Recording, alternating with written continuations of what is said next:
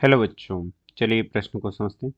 वह कण जो रेडियो एक्टिव पदार्थ से उत्सर्जित होता है अल्फा कण, पॉजिट्रॉन, न्यूट्रॉन और प्रोटॉन। हमें बताना है कि कौन सा कण रेडियो एक्टिव पदार्थ के से उत्सर्जित होता है। मुख्य अवधारणा में हम देख सकते हैं कि रेडियो एक्टिव पदार्थ वे अस्थिर पदार्थ होते हैं जो स्वतः ही कणों का उत्सर्जन करके स्थिर अवस्था ग्रहण करना चाहते हैं। स्वतः स्वतः ऊर्जा या कणों का उत्सर्जन करके स्थिर होने का प्रयास करते हैं। स्थिर अवस्था ग्रहण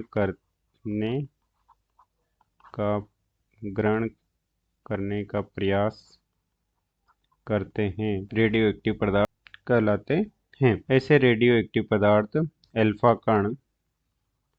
कण जो कि होता है हीलियम नाभिक या फोटोन, गामा फोटोन या बीटा कण का उत्सर्जन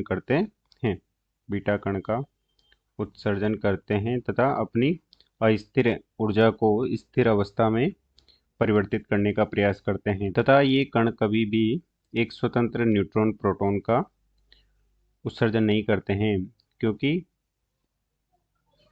यह न्यूट्रॉन प्रोटॉन नाभिक के अंदर उत्सर्जित होने से पहले आपस में परिवर्तित होकर ही बीटा कण या पॉजिट्रॉन का उत्पन्न करते हैं।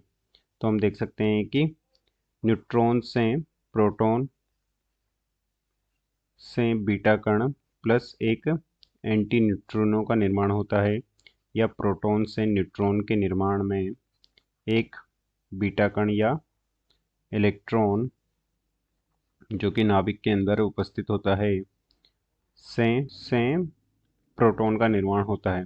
तो इस प्रकार हम देख सकते हैं कि ये सब क्रियाएं होती है नाभिक के अंदर और ये है पॉजिट्रॉन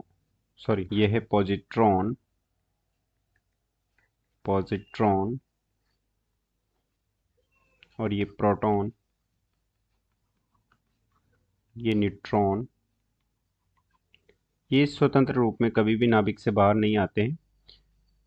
केवल नाभिक के अंदर ही इनका एक दूसरे में परिवर्तन होता है और कभी भी रेडियो एक्टिव पदार्थ द्वारा स्वतंत्र रूप से न्यूट्रॉन और प्रोटॉन का उत्सर्जन नहीं होता है। अतः हम देख सकते हैं कि विकल्प में दिए गए प्रश्न के अनुसार केवल अल्फा कण ही है जो रेडियो एक्टिव पदार्थ द्वारा उत्सर्जित होता है। अतः दिए गए प्रश्न का सही उत्तर विकल्प ए सही है। आशा करते हैं आपको समझ में आया होगा। धन्यवाद।